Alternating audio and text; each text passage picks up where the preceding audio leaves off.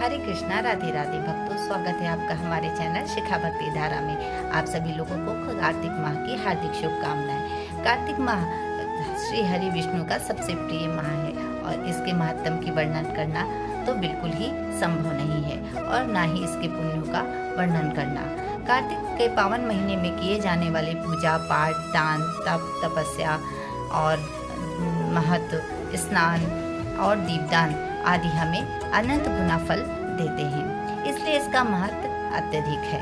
अगर आप कार्तिक स्नान ना भी कर पाएं तो भी कार्तिक के महीने में तुलसी पूजा अवश्य करें, क्योंकि कार्तिक का महीना भगवान श्री हरि को समर्पित है और श्री हरि की सबसे प्रिय हैं तुलसी जी। तो इसलिए अगर आप स्नान ना भी कर पाएं तो इस महीने में तुलसी पूजन अवश्य करें।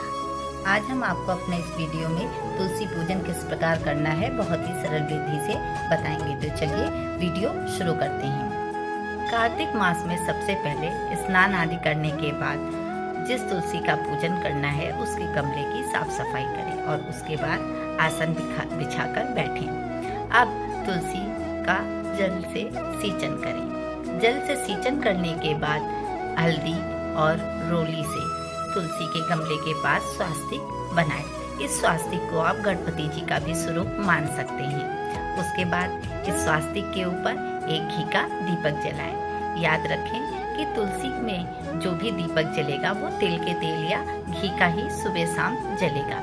दीपक जलाने के बाद अपनी पूजा प्रारंभ करें। सबसे पहले कार्तिक मास में तुलसी पूजा का संकल्प लें और उसके बाद जो है तुलसी जी पर जल से सिंचन के बाद तुलसी जी पर हल्दी का टीका लगाएं। हल्दी का टीका लगाने के बाद आप वस्त्र उन्हें समर्पित करें।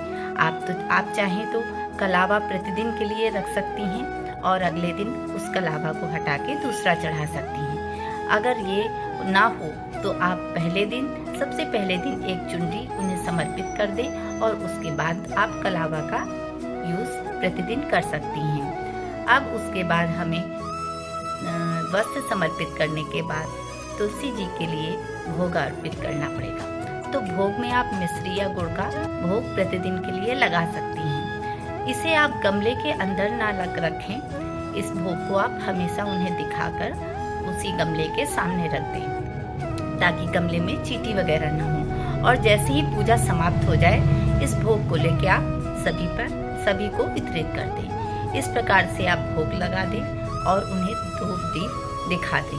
उसके बाद जो है आप चाहें तो जपमाला कर सकते हैं या फिर तुलसी जी का स्तोत्र पढ़ सकते हैं। उसके बाद जो है आप आरती करें। आरती करने के बाद आप तुलसी जी की प्रतिदिन परिक्रमा करें। परिक्रमा का तो वैसे नियम है कि तुलसी जी पर जो है आप रविवार को 5 फेरी, सोमवार को 2 फेरी, मंगलवार को 8 फेरी, बुधवार को 3 फेरी, बृहस्पतिवार को 4 फेरी, शुक्रवार को 7 फेरी और शनिवार को 11 फेरी, मगर आप प्रतिदिन 3 फेरी अवश्य लगाएं।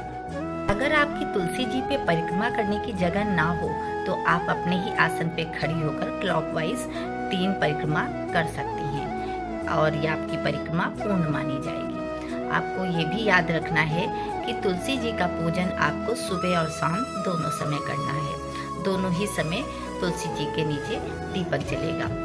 हाँ, किंतु याद रहे एक रविवार और एकादशी, ये 2 दिन ऐसे हैं जिस दिन ना तुलसी जी को स्पर्श करते हैं ना ही उनका जल का सिंचन करते हैं। तो इन 2 दिन तुलसी जी की पूजा ना ही करें। इस प्रकार से बाकी दिन प्रतिदिन आप ऐसे ही पूजा करें। इससे श्री हरि विष्णु और माता लक्ष्मी की कृपा सदा आप पर बनी रहेगी। आप लोगों को वीडियो में दी गई जानकारी अच्छी लगी हो, वीडियो पसंद आया हो तो प्लीज़ वीडियो को लाइक करें, शेयर करें व सब्सक्राइब करें। राधे राधे।